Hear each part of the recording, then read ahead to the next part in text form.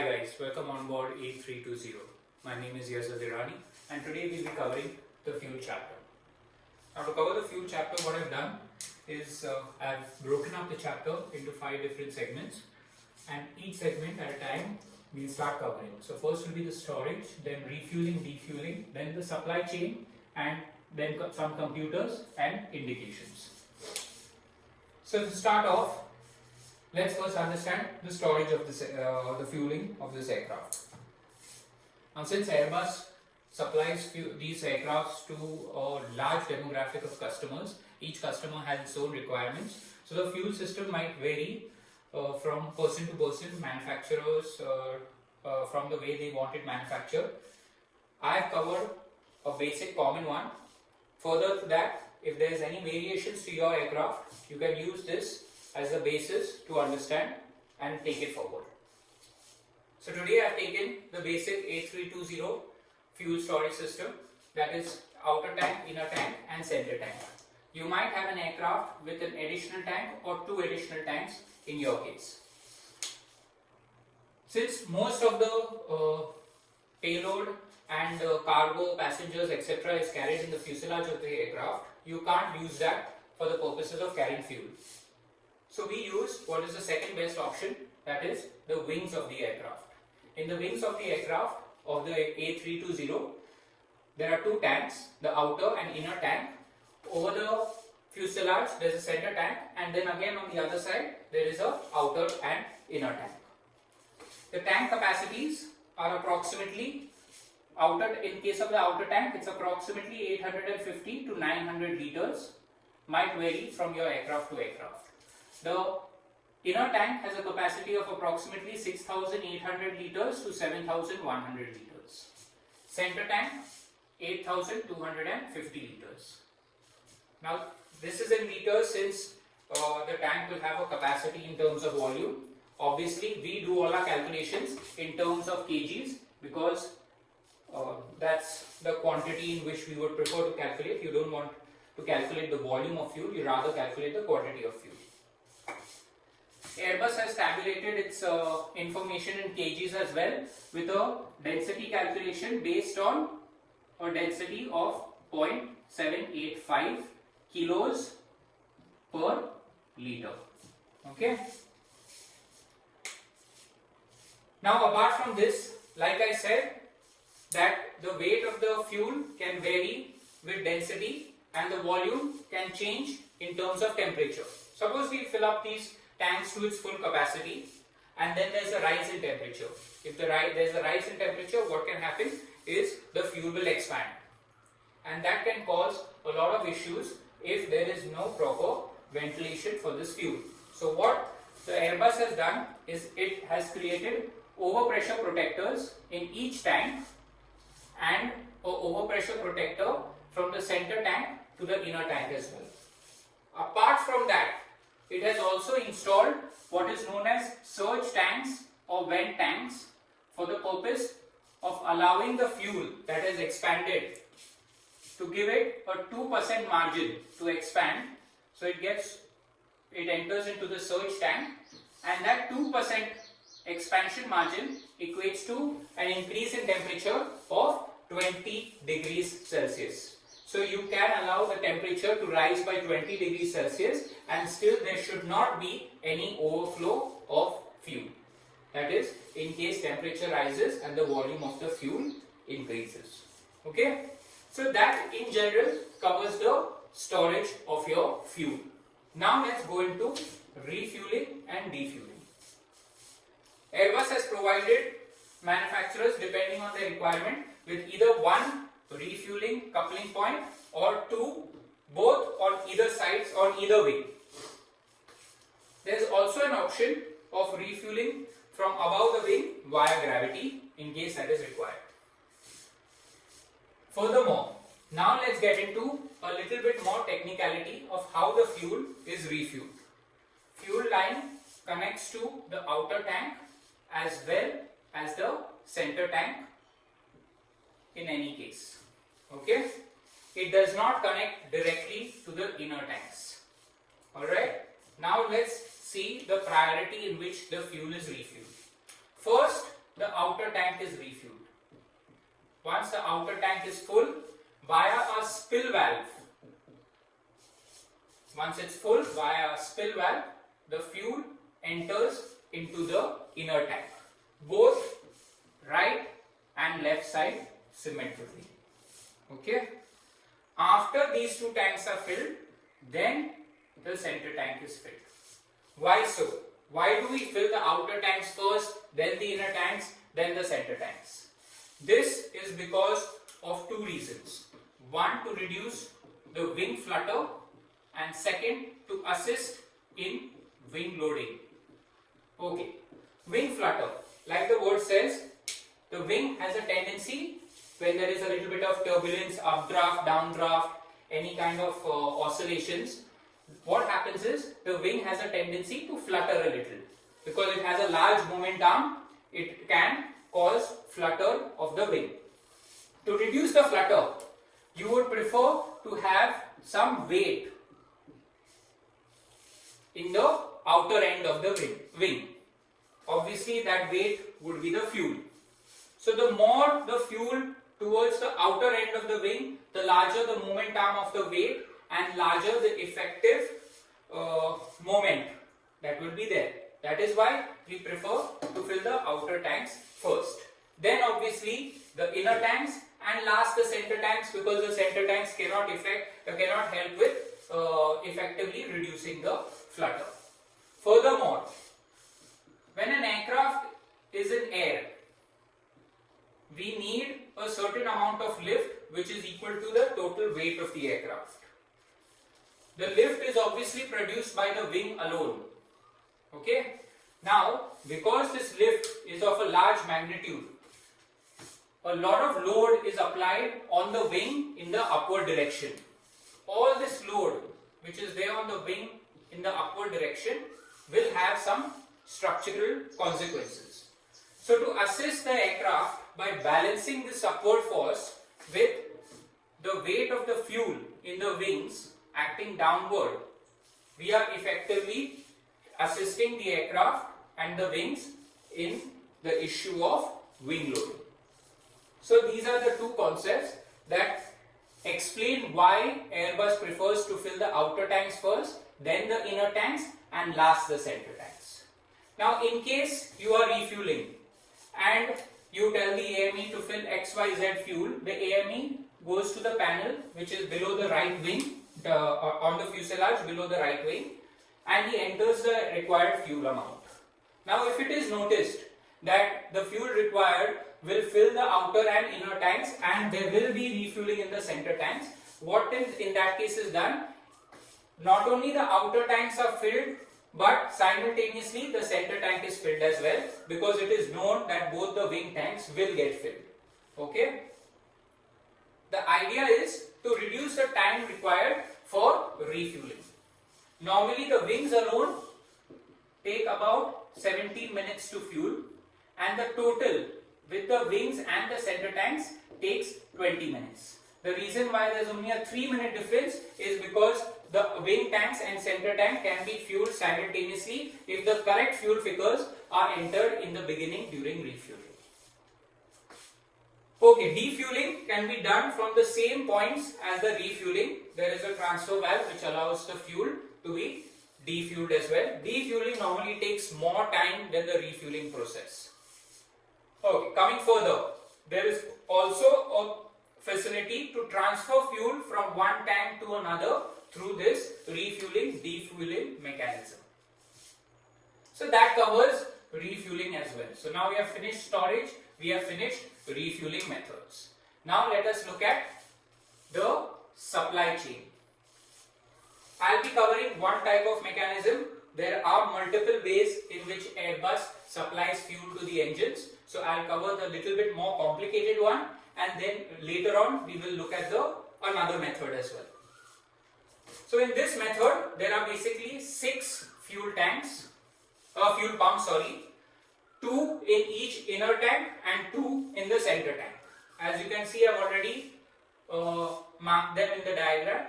Each inner tank normally supplies its own side engine, and one pump in the center tank supplies each engine. Okay. There is also a transfer valve in case you want to do cross feed. Cross feed transfer valve is also available. Okay, in case there is an imbalance or some sort of a fuel leak which you want to isolate. Okay, now going further, these fuel pumps which are there in the inner tank also have another feature. In case the fuel pumps fail, there are suction valves installed in each line which allow you to gravity feed the fuel in case the inner tank fuel pumps fail. Okay, 2 suction valves in each inner tank is there for gravity feed. However, there is no suction valve in the center tanks for gravity feeding. Okay, if you go more downstream, there are 2 low pressure valves for each engine. These close anytime you push the fire push button or masters off, so that fuel supply to the engines stops immediately in case you push the fire push button or you switch off the masters. Okay, that is so that the possibility of a fire or the possibility of the engine continuing to run once the master is off is reduced by cutting off the fuel supply to the engines. Now, I have covered the pumps in each of the tanks. Obviously, there must be some method for the outer tank to supply fuel to the engines. In this case, there is no pumps. There are only 2 transfer valves in each engine which allow the fuel in each tank, which allow the fuel to be transferred from the outer tank to the inner tank. So now we know that there are 6 pumps and 2 transfer valves in each outer tank to allow the fuel to be supplied. Now, what is the sequence in which this fuel is supplied? Let's look at that. Now, like I mentioned, there is flutter and there is wing loading which you have to consider while refueling. Similarly, while the fuel is being consumed, there is also flutter and wing loading that is considered. So the idea is, don't consume the wing tank's fuel first because they help with flutter and wing loading. Let us consume the center tank fuel first. But there are some logics to how the center tank fuel is consumed. First, when the engine is start, we allow the center tank to run. We allow the center tank to run for 2 minutes. Okay, this is to test the center tanks that they are working. Alright, so first when you start the engine, the center tanks provide fuel and not the inner tanks. Okay, in each side. The idea is to test if the center tanks are running properly. Now, once that is done, when the slats are extended, center tanks go off. Alright, why is that done? Now, like I mentioned earlier, there are 2 pumps in each inner tank which supply fuel to the engine. And in case the pumps fail, you also have suction valves which via gravity feed fuel to the engines. There is no such feature. Firstly, there is only 1 pump which supplies fuel to each engine in the center tank, and there is no suction valves in the center tank. So, once you have extended the slats, means you are ready for takeoff. You are mostly going to be taking off anytime soon. Correct? So, what will happen with slats extended and when you take off? If you are using the center tanks, which you are not, but if you were using the center tanks and God forbid anything happened and the center tanks failed, there would be no gravity feed to supply the center tanks, and there could be a situation where the engine fails just because fuel was not supplied to the engine. Nothing is wrong with the engine. In turn, if the fuel was supplied by the inner tanks, firstly there are 2 pumps, both will have to fail. On top of that, if both fail, there is still gravity feed supplying the engines with fuel. So the chances of something happening due to some kind of fuel pump issue is lesser in the inner tank if the inner tanks are operating, and more if the center tanks are operating. You do not want to be in such a situation just at takeoff when you are so close to the ground. So that is why when slats are extended, the center tanks are switched off. Then after that, the center tanks, once they are retracted, the center tanks start running again. They run normally till the inner tank is at full level. Now you will ask, why would the inner tank suddenly become full? We are not refueling the inner tanks in air. We are not refueling, but there is a recirculation taking place of fuel. What is this recirculation? This is due to IDG cooling. Now what happens? Part of your fuel is taken around the IDG to cool the IDG and then sent back to the outer tank. Okay. What is the IDG? The IDG is part of the electrical system which converts mechanical energy of the engines into electrical energy. The IDG uses oil for cooling purposes. When that oil gets heated, to cool the oil, fuel is passed around the oil. The fuel in turn gets heated and goes to the engines, or it goes back to the outer tank. Alright? The outer tank, having a capacity of only 850 to 900 liters, will eventually spill the fuel into the inner tank. Now what will happen, since the center tank was running all the time first, slowly while the outer tank is spilling fuel into the inner tank, while it's doing the IDG cooling, okay, while it's doing the IDG cooling, the outer tank is getting filled, and as the outer tank is getting filled, it is pouring it into the inner tank. Inner tank becomes full. So the inner tank then tells the center tank, hey boss, I have become full, for some time let me run, you stop. So that is when again inner tank becomes full, the center tank goes off, and it allows the inner tank to reduce its capacity. How much does it reduce? Till inner tank becomes less than 500 kgs. Once the inner tank becomes 500 kgs, again the center tank starts running. Okay, this continues till 5 minutes after center tank is empty. Okay, 5 minutes after center tank is empty, center tank goes off again. So these are the 5 logics that the center tank uses while it is consuming its fuel. Once the center tank is empty, for 5 minutes it will run, and then inner tank has already taken over once it is empty to supply fuel to the engines. Now that we know how the center tank works, we know how the inner tank works. When does the outer tank decide that it has to supply fuel to the inner tank? When do these transfer valves open? These transfer valves open. There's one sensor on the top, obviously, for this 500 kilograms. When once 500 kilogram limit is reached, the center tank start running again, and there is 2 sensors at the bottom, low level sensors, which sense when there is less than 750 kgs in the inner tanks.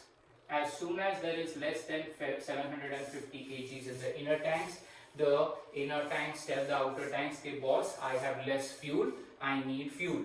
That is when these transfer valves open on both sides, and they, via gravity, transfer the fuel to the inner tanks. So that is how the outer tanks work. There are 2 sensors in each tank. Okay, 2 sensors in each inner tank. They warn the inner tank that you have reached low level, and then the outer tank valves open. Each sensor controls one valve on either side. So one sensor controls a valve here and here, and then a sensor over here can control a valve here and here. So simultaneously, if any one sensor senses a low level, both sides valves will open. Okay, so that was the working of the outer tank. Now that this is basically the supply sequence. Now let us look at the computers. There are few computers in the fuel system. One is the fuel quantity indicator. Like the name suggests, it tells you what is the quantity of fuel that is indicated on the ECAM and the fuel system display page, and it also indicates the temperature. This is done by using some probes, capacitance probes, and a density meter which is there in the fuel tanks. Okay. Now, furthermore, there is another computer known as the fuel level sensing control unit. This is used to control these valves, these transfer valves over here, then to control the recirculation of the IDG, to control the fueling transfer process, alright, all these things. Basically, it controls the transfer of fuel and in turn the valves, also the valves. Okay. Now that these two main computers are done, there is also an inert gas system. What does the inert gas system do?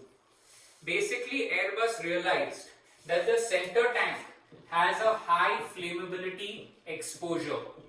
That is, there is a higher chance, let's say, of a fire in the center tanks compared to the outer and inner tanks. So they decided to come up with the inert gas system. The inert gas system does what is, it reduces the oxygen content in the air that is pressurizing the center tank. Okay. How is that done? Is it uses two computers, conditioned service air system and the inert gas generation system. Okay, conditioned service air system and inert gas generation system. What does the conditioned air service system do? It brings the pressure and the temperature of the air that is being used in the center tank to pressurize it to the optimum value, so that chances of a fire or any catastrophe reduces. The inert gas generation system depletes the amount of oxygen to a value less than 12%. Okay, so that the chances of a high flammability exposure reduce drastically. That is the job of the inert gas system. Now let's look, finally, that we have done computers, let's go to the last point, that is indications. I am not going to cover all the indications because they're quite simple, but I'll cover a few important ones. One is in the ECAM page and on the fuel ST page, your fuel quantities are monitored. Okay, each tank of fuel quantity you can monitor. Alright, like this it will look in kilos obviously.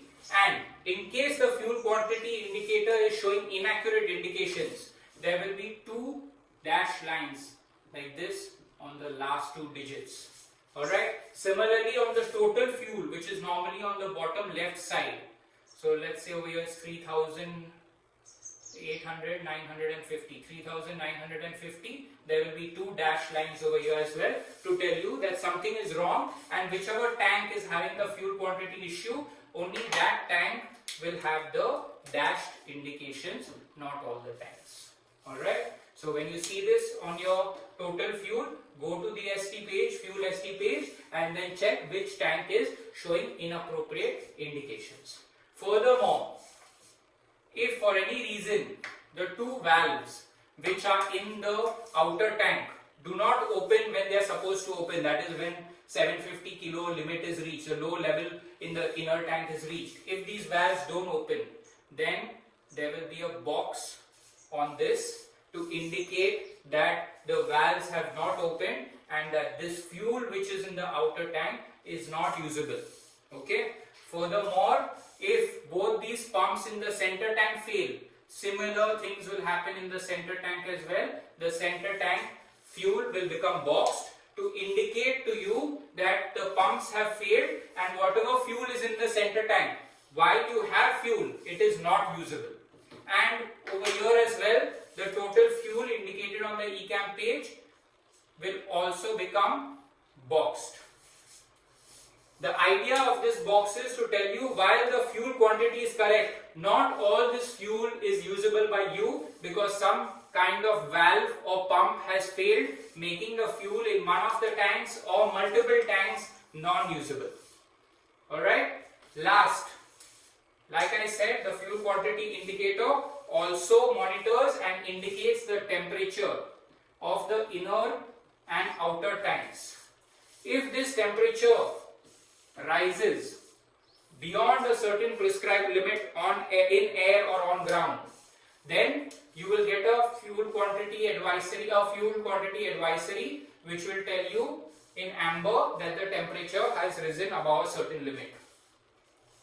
If you are on ground, you do not need to panic. Wait for 2 minutes because there is a high possibility that due to radio wave signals interference, this probe has started showing inaccurate readings and high temperatures. Sometimes the radio emissions cause this probe to overread. Okay, so wait for 2 minutes because every 2 minutes this probe recalculates and indications change every 2 minutes in this case. After 2 minutes, if this temperature is still in amber and there is an indication of a high temperature in the tanks, then there is reason to worry because the temperature is high. What you can do in this case is, the reason on ground especially, the reason can be because your engine is running at low speeds. This IDG cooling is not very efficient and the fuel is getting overheated and coming to the outer tanks. That could be the reason the fuel, hot fuel that is cooling the oil in the IDG is entering the outer tanks and it is causing an overreading of the temperature. What can be done for this is reduce the electrical load, thereby reducing the temperature of the IDG itself. How you can do it is by shedding the galley on the elect page on the overhead panel. Once you shed the galley, the electrical load that is being supplied is reduced. In turn, the work the IDG has to do is reduced. By that, the oil temperature is reduced and in turn, the fuel temperature will be reduced. So that covers a few of the indications which are there. So to summarize, storage, refuel, defuel, supply, computers and indications. That's how I broke up the chapter. That's it from me. Hopefully, I have been able to help you with the fuel chapter today. In case you have any questions or doubts, you can add it in the comment section or refer to the FCOM. That's the best source for information. Apart from that, in case I have made any mistakes on my end, please let me know so that I can improve my knowledge as well about the fuel system. The idea of this forum is for us to exchange our ideas and knowledge about this aircraft we fly and to better understand what's going on in it. Thanks. Take care.